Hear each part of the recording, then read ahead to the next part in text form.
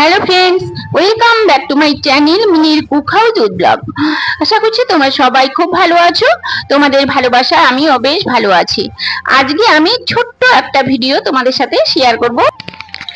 একদম হালকা করে আমি রান্নাটা করব। প্রথমে শোল মাছ খুব ভালো করে ধুয়ে নিয়েছি গরম জল দিয়ে, কিন্তু হালকা গরম জল দিয়ে, প্রথমে ঠান্ডা জল দিয়ে তারপর হালকা গরম জল দিয়ে ধুয়ে নিতে হবে।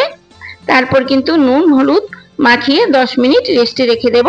আর এদিকে কড়া বসিয়ে দিয়েছি, কড়া বসিয়ে সর্ষের তেল দিয়ে দিয়েছি। প্রথমে মাছের টুকরোগুলো আর কি ভেজে নেব।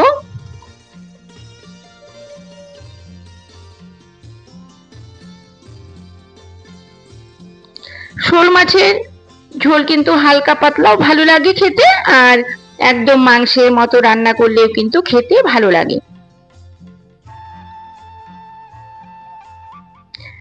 আমি দুভাবেই করে থাকি, তো আজকে একদম হালকা করে রান্নাটা করব। মাছ ভাজা হয়ে গেছে, এবার নামিয়ে নিচ্ছি।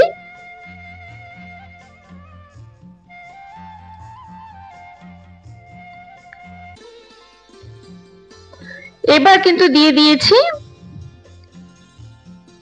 তেজপাতা, কাঁচা লঙ্কা আর গোটা জিরে ফোড়নে দিয়ে দিয়েছি। ফোড়নের ভিডিওটা আমার স্কিপ হয়ে গেছে। আর দিয়ে দিয়েছি কিন্তু সেদ্ধ করে রাখা আলু। প্রথমে সেদ্ধ করে খোসা ছাড়িয়ে দিয়ে দিয়েছি, তারপর দিয়ে দিলাম হলুদ গুঁড়ো, জিরের গুঁড়ো আর সামান্য ধনের গুঁড়ো।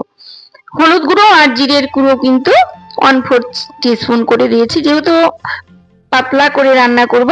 তারপর সামান্য জল দিয়ে একটু ভেজে নিলাম। তারপর এখানে কিন্তু টমেটো পেস্ট করে নিয়েছি, সেটা দিয়ে দিলাম। টমেটো আর আদা বাটা দিয়ে দিলাম।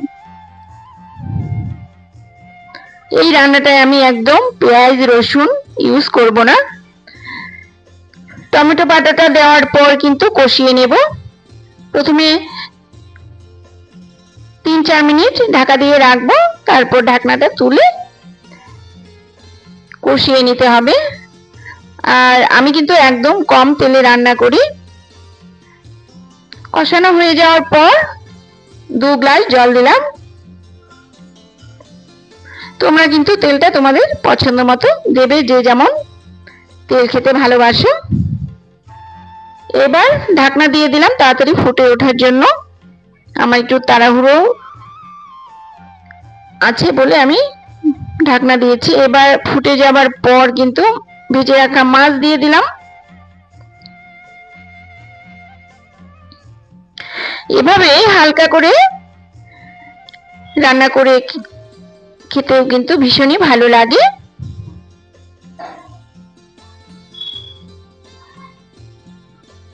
আবারও ঢাকা দিয়ে দিলাম। 3 থেকে 4 মিনিট ঢাকা দিয়ে রাখবো। ঢাকনাটা তুলেও নিয়েছি। আর দিয়ে দিলাম চিনির বদলে কিছুটা গুড়। আমার রান্নাটা কিন্তু অলমোস্ট হয়ে গেছে। এবার দিয়ে দিলাম গরম মশলা, প্যাকেট থেকে আমি ছড়িয়ে দিয়ে দিলাম। এভাবে হালকা পাতলা ঝোল খেতে কিন্তু গরম ভাতে খুব ভালোই লাগে, তাই না বলো?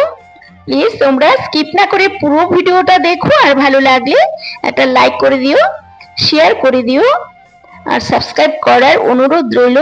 আর অবশ্যই কমেন্ট করে জানাবে কেমন লাগলো।